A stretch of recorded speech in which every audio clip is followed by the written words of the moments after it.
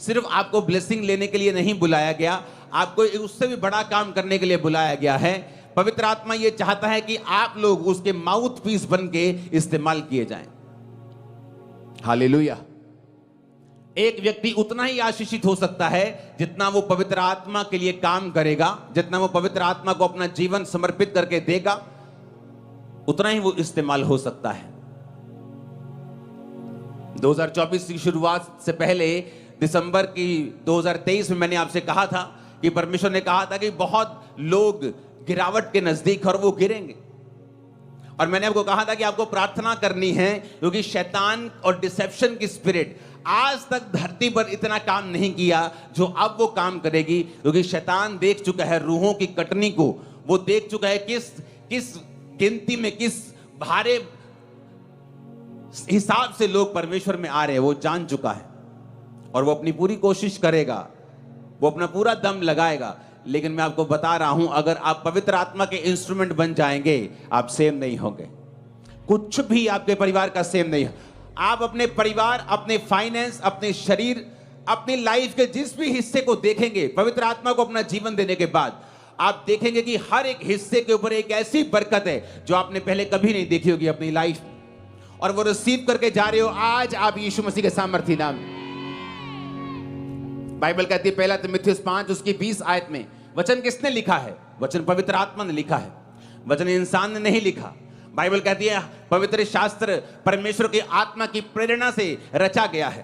पहला तीमुथियुस 5 उसकी 20 में लिखा है, पाप करने वालों को सबके सामने समझा दे ताकि और लोग भी डरें। कौन कहता है ये? लोगों को लगता है कि आप शरीर में लड़ रहे हो, मुझे पवित्र आत्मा ने खड़ा किया है। पवित्र आत्मा जो बोलना चाहता है मैं वो बोलूंगा, और जब वो मुझे चुप करना चाहेगा मैं चुप हो जाऊंगा। बाइबल कहती पाप करने वालों को सबके सामने समझा। और अगर आप ये वचन पढ़ेंगे, पहला तीमुथियुस 5 उसकी 18-19 में पढ़ेंगे, 17 में पढ़ेंगे, तो ये उन लोगों के लिए खासकर लिखा गया है जो किसी ना किसी प्रकार की सेवकाई में है। इसीलिए बाइबल कहती है सदूकी और फरीसी यीशु मसीह से नफरत करते थे क्योंकि वो उनकी कमियों को जाहिर करता था।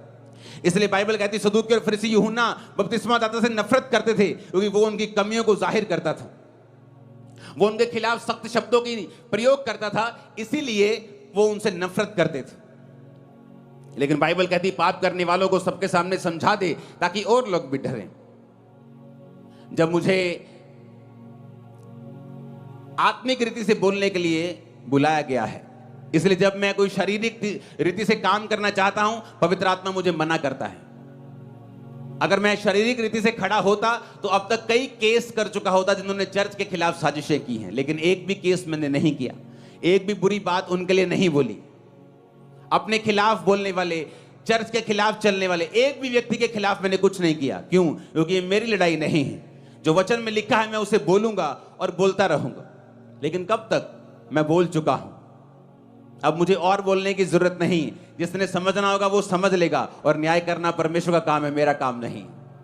हालेलुया। वो अपने आप न्याय कर लेगा। अब मैं बोल चुका हूं, मैं अपना काम कर चुका हूं। अफ्रीका में बहुत से ऐसे लोग, बहुत सी मिनिस्ट्रीज थी जो बहुत से चीजों को ऐसे ही करते थे जो रॉन्ग थी, और कोई उनके खिलाफ बोलता नहीं था। क्योंकि जब आप लोगों के खिलाफ बोलने लगते हैं, आपके खिलाफ साजिशें होनी शुरू होती, फिर लोग बोलते चलो छोड़ो जी, चुप करो। लेकिन मैंने बताया था ना मुझे अपनी परवाह है, ना सेवकाई की, ना लोगों की। आपको क्या लगता है? लोगों को लगता है कि शायद एक दूसरे पे अटैक इसलिए कर रहे हैं कि लोग जो है ना दूसरे के कम हो जाएं। मैं आपको एक बात बताना चाहता हूं, वो बंदा जो गलतियां जाहिर कर रहा है और वो बंदा जिसकी गलतियां जाहिर हो रही हैं, दोनों की कलीसिया में कोई कमी नहीं होगी।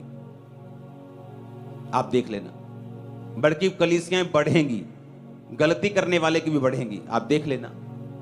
क्योंकि कलीसिया की गिनती, चिन्ह और चमत्कार, मिरेकल्स इस बात का सबूत नहीं है कि हम वचन पे चल रहे हैं। वचन एक अलग इशू है।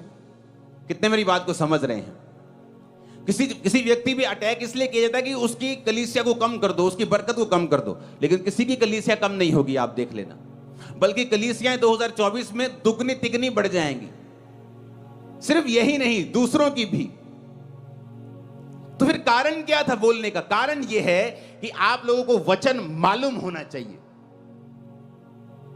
क्योंकि कल को डॉक्यूमेंट्रीज बनेंगी, कल को टीवी चैनल्स वाले डॉक्यूमेंट्रीज बनाएंगे। अफ्रीका में डॉक्यूमेंट्रीज बनी है पास्टर्स के ऊपर, जिन्होंने अपने चर्च में गलत काम किए, और जब वो लड़कियों ने आके एक्सपोज किया उनको, तो अब लोग क्या बोलने लगे, उनके कमेंट्स पढ़ के देखो कि हम तो पहले ही कहते थे चर्च में नहीं जाना चाहिए। जब मैं इटली में था, मैंने एक गोरे से पूछा तू चर्च जाता है? कहता नो नो। मैं कहा व्हाई? कहता there are so many scandals in the church. कि चर्च में बहुत सारे स्कैंडल्स होते हैं, बहुत सारे घपले होते हैं। मैं चर्च में, वैसे मैं देखो तू क्रिश्चियन है? Yes I am Christian. प्रभु को मानता है? Yes I believe in Jesus. Do you pray? या सम टाइम आई प्रे। क्योंकि रीजन ये है कि वहां पे कोई बोला नहीं, पाप के खिलाफ उलाहना नहीं दी। लेकिन आज जब वो डॉक्यूमेंट्रीज बन रही हैं और लोग सामने आ रहे हैं, एक बड़ा धमाल मचा हुआ है और लोग परमेश्वर के नाम की निंदा कर रहे हैं। जिस तरह वचन में लिखा है, तुम्हारे चरित्र के कारण सत्य के मार्ग की निंदा की जाएगी। इजराइलियों को परमेश्वर ने निकाला बाहर, इजराइली आए बाहर।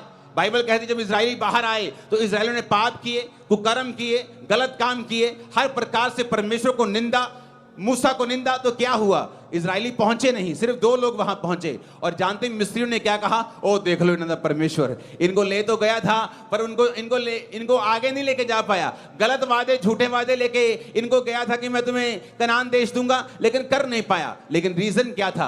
सत्य के मार्ग की निंदा इसलिए हुई क्योंकि लोग वचन पे नहीं खड़े रहे, लोगों ने व्यभिचार किया, लोगों ने परमेश्वर के लोगों को लूटा। इस तरह से निंदा की गई परमेश्वर के नाम की।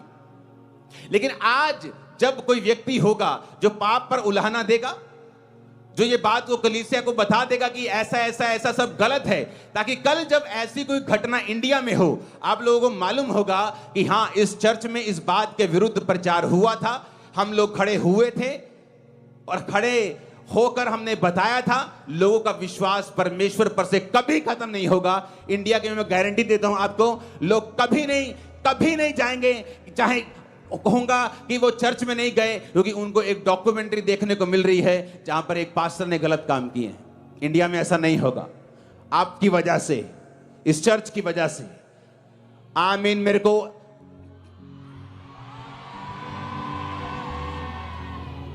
हालेलुया।